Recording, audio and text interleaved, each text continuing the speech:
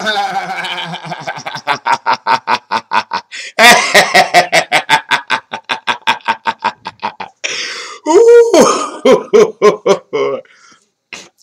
How's everybody doing? I hope you like part one of Aquarius and Capricorn. We're going to jump right in and we're going to talk about part two of cardinal earth and fixed air. The cosmic with the earth king and the earth queen.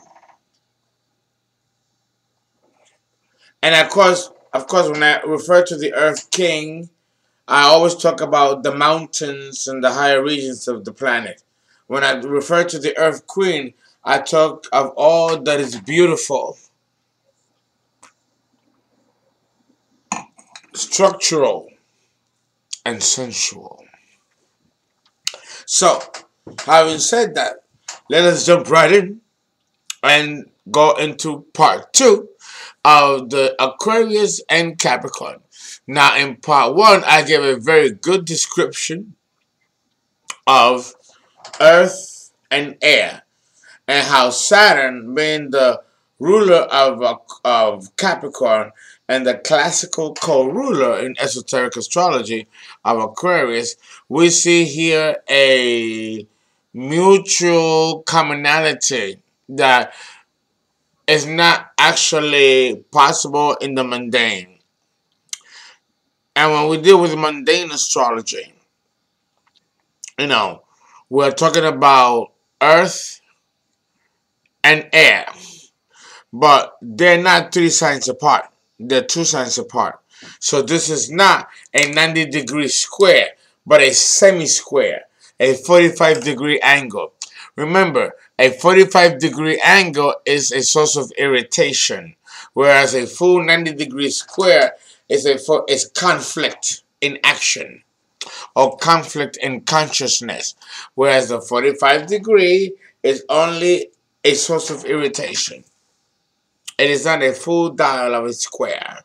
For that, you need to have 3 signs apart for a full mathematical geometric square.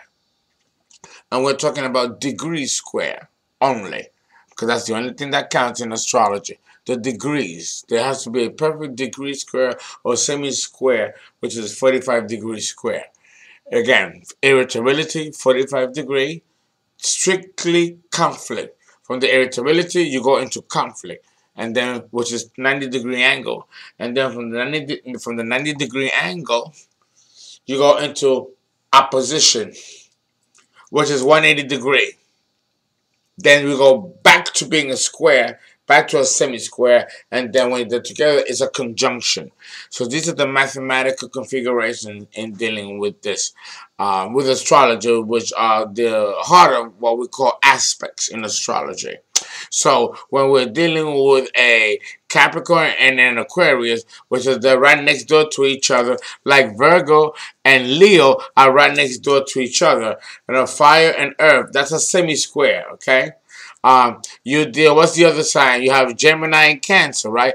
Aries, Taurus. Well, Aries is fire and Taurus is earth.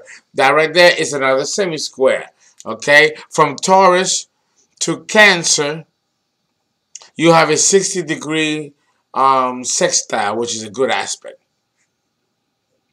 From Cancer to Leo, you have water and fire. That's a semi-square.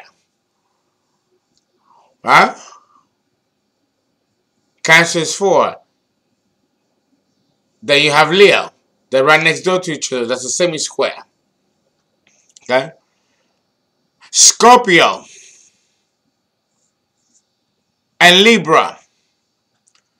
What follows Libra? Scorpio. That's another semi-square. But if you have Libra and then you have Scorpio and then you have Sagittarius, what's the next sign? Capricorn. That's 3 signs apart. So now Libra, which is air, and Capricorn, which is earth, are in a perfect 90-degree square. Okay, so understand mathematically and during geometrically that Capricorn and Aquarius represent, because they're conflicting elements, but they're not. But it is the beginning of the conflict, not the total conflict. And that is the semi-square. Then when it's fully conflicted, it's a 90-degree. That's 3 signs apart. Okay, this is the mathematical aspect of astrology, like the aspects. So here we have a source of irritability. Both very powerful signs. Both signs are ruled by the same classical ruler, which is Saturn. Saturn rules Capricorn by dignity, and he rules Aquarius classically before Uranus was discovered and then assigned its proper placement.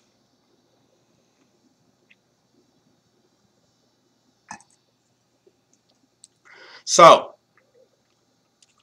how is this translated in the aspect of the human personality and the ego?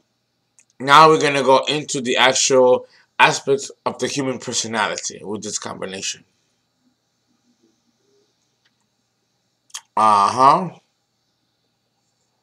Okay, we are going to first begin with the love part. Okay, the love part. And I'm going to try my best to break it down into the female and the male. If I don't, I'm not going to do a part 3. If you fall into this combination, you might have to be charted. You know, I'm eating chips and cheese dip. No, I gotta keep it balanced, right? Now, when you're dealing with Capricorn and Aquarius at the mundane level, at the personality level, there are certain parameters that one should follow. When Capricorn and Aquarius join together in a love match, whether it's something that they're just starting to do or it's something that they've been courting all along, there's going to be a certain level of competition, but at the same time, if they are genuinely fond of each other and heading towards the avenue of love, they're going to bring out the best attributes of each other. Yeah. Yeah.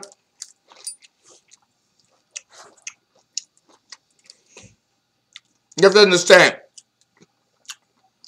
You have to understand that Capricorn is more cautious, rational, and has a very realistic, methodical outlook on life, while Aquarius is erratic, eccentric, spontaneous, unpredictable, insatiable. Always comes across in his dialogue and his speech, more so the man than the woman. I'll go into the woman for a minute, but let me stick with the Aquarian male and the Capricorn woman. The Capricorn woman will always be very pragmatic, very logical, very methodical in her approach, always approaching any situation and every situation with a strategic formula that will never fail her. And you can bet your bottom dollar on it being a clear signature of success.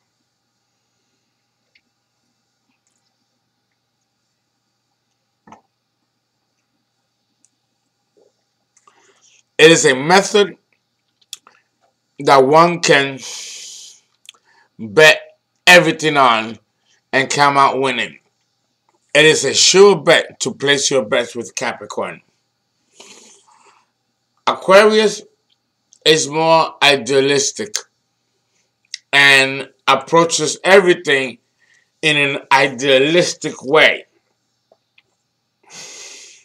On the surface, though, they could appear like opposites because Aquarius really doesn't care very much for the concerns of the individual, not even his own person. So that may pose to be somewhat of a challenge to Miss Capricorn, who's going to require more than just a sense of idealism in approaching life, particularly mundane life, which is what is most important to Miss Capricorn. The Aquarian man is content in living a life strictly on the idealism of the constructs of his mind. And it's easy to live like that when you're not paying the bills and someone else is picking up your slack. Right? And this is the problem with Aquarius. It is a sign, even though it's an air sign and a fixed air, his opinions will not change and he will not change them for you. He loves everyone like the Aquarian female, but he belongs to no one, just like the Aquarian female.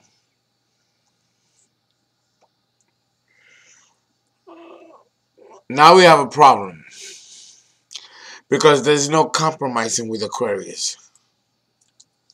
There just isn't. Aquarius really march at the drum, at the beat of his own drum. No exceptions. What the fuck can you do with that? And you know, the Aquarian man comes in many, many types and subtypes. And depending on the type that you're dealing with, you have to ask yourself, is this person evolved or unevolved? And if he is, to what degree? And will it mesh with your objectives and desires and goals? And will he be the type of man that will support you on them and stick for the long haul? I don't think so with Aquarius. He will have to have been or should really be in love to the degree that there is no question in his mind that you are the one for him and shall live happily ever after with him. Because if the Aquarian man finds such a woman, let me tell you, it is a blessed day both on heaven and on earth. Because he seems to never be happy or satisfied with the woman that he chooses. He always seems to find something wrong with these women.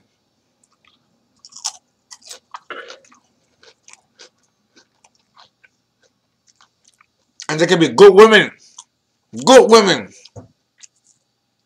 The Aquarian man won't care. He'll walk away. If he finds one minuscule of a flaw, it could be real, or it could be an excuse for him to walk away.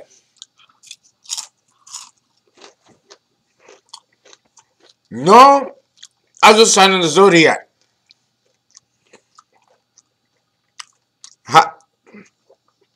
has this interpersonal conflict than Aquarius. You think Libra or Gemini? They don't have those problems. They do. But they find a balance and they find a way. There's always a compromise with Gemini, even with Libra. But with Aquarius, there seems to be no compromise. It's his way or it's no other way. That sucks. That sucks. Especially for the woman that falls for this type of man. And it's difficult to resist him because the fucking motherfucker is sexy as hell and irresistible as fucking hell. And therein lies the fucking trap. Like Scorpio. But this can be said of every man in the zodiac. Men always put their best foot forward. So do women. But then, when the honeymoon wears off, then what?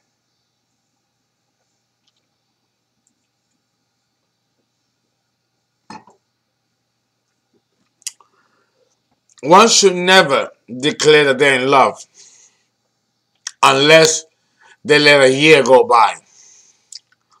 If you feel the same way for this man or this woman a year later, because you gotta let the honeymoon phase wear out and then see if you can really deal with the nigga or the bitch that's in front of you versus the gaga goo goo honeymoon phase cloak that might not be the real person that you fell in love with that you thought you did. Because that happens to everybody and to all of us. You have to get past that phase and see that if what you have is really real or just a projection of the inner fantasy that you've had about this person, which eventually wears off.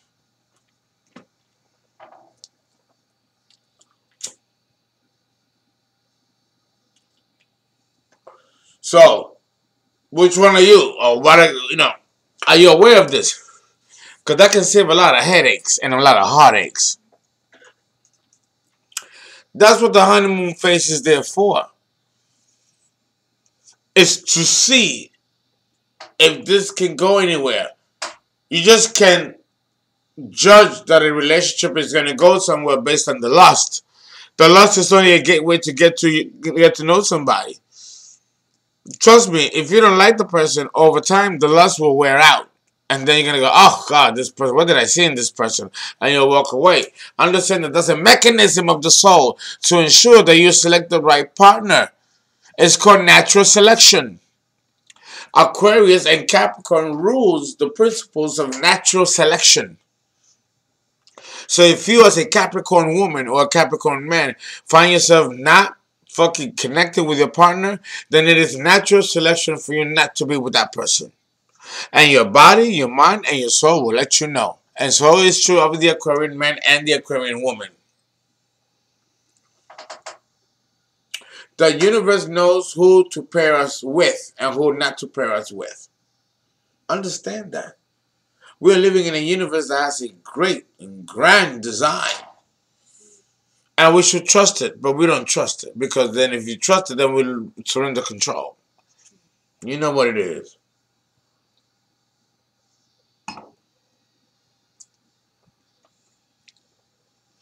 So understand that in principle, both Aquarius and Capricorn can work quite well together. Do wonderful things together. Okay? One thing that I also have to say is that both Capricorn and Aquarius can be opinionated, right? To the point of seeming unwilling to compromise. Capricorn in his or her way, and Aquarius in his or her way. Capricorn, let me tell you, thrives on organization and is always looking for consequences of what it does. Aquarius is modern and finds routine troublesome and boring and will break the status quo of the routine every now and then.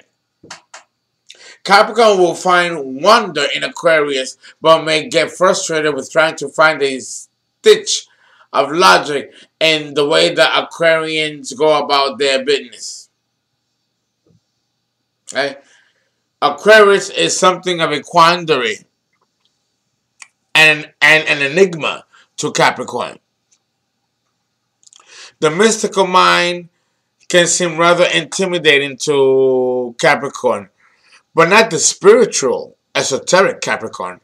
But it will be for the more mundane or personality-centered Capricorn, which may not appreciate the more intrinsic spiritual and esoteric value that Aquarius can offer.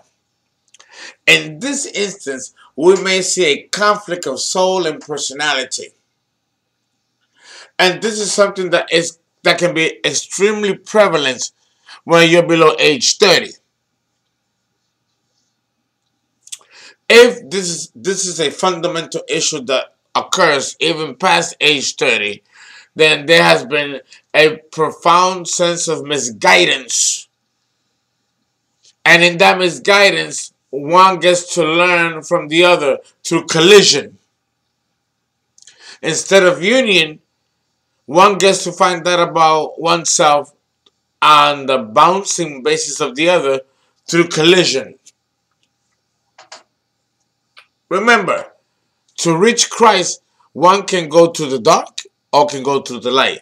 Either way, you can approach the Christ consciousness through both pathways. And Aquarius and Capricorn represent those principles.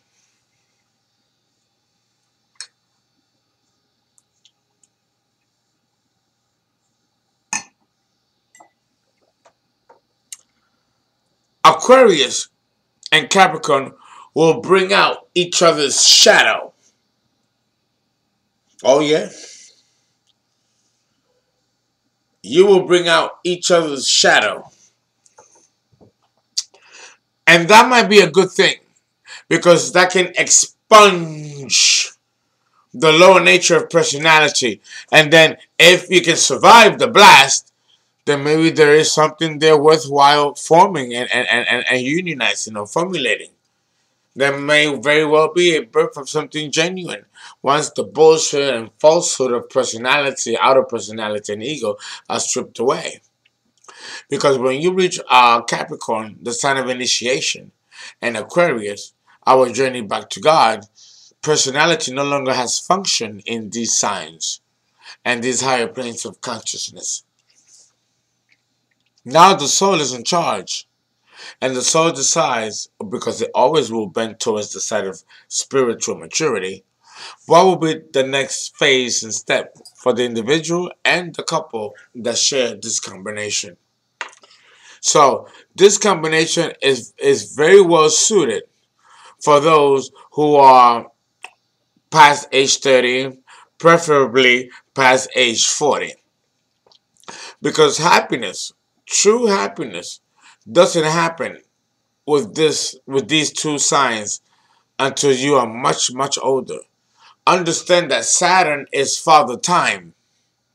He rules time. He rules Capricorn. And he was the classical co-ruler of Aquarius before Uranus was discovered in 1781. So prosperity, happiness can occur with this couple over time, because the main or the common denominator between Aquarius and Capricorn is Saturn, which rules both signs, both contemporarily today and in the classical period. And even though we have already a planet assigned to Aquarius, Saturn will always remain the classical co-ruler of Aquarius, and therefore the concept of time will also be applied to Aquarius. And if Aquarius has been miserable and unhappy the first 30 years of his life or her life, they will be happy in the next 30 or 40 years of life. Because Saturn swings both ways. If he afflicts in the first 30 years, he releases in the last 30 years. If he afflicts in the last 30 years, then your first 30 years is wonderful. And that explains people who live past age, that don't live past age 29 or 27, the ending of a Saturn return cycle. These people live great lives. They're not meant to live past a second Saturn return cycle. Saturn rules the ending of life itself, of the personality and the soul and the physical body. So understand that when Saturn rules these two signs, either by rulership or classical rulership, we're dealing with longevity and success over time. No doubt that these couple, do you remember Good Times? The African American show Good Times? Okay, JJ, Thelma, Valona, okay, that show, what is it, Florida and James, they represent the Aquarius and Capricorn couple. They've been through shit and they still stood together. The only thing that tore them apart was the death of James in that car accident when he went to Mississippi to secure a new job. Right? I was heartbroken, devastated. Devastated. This is the kind of shit that happens to Capricorn, because Florida is Capricorn and James, of course, is Aquarius. You know, and the good time symbolizes, the whole sitcom symbolizes the pain and struggle that a family goes through under the Capricorn to Saturn rulership. But at the end of the day, they get out of the ghetto and become happily ever after. You know, Saturn rewards in full measure at the end. And we're done with part 2.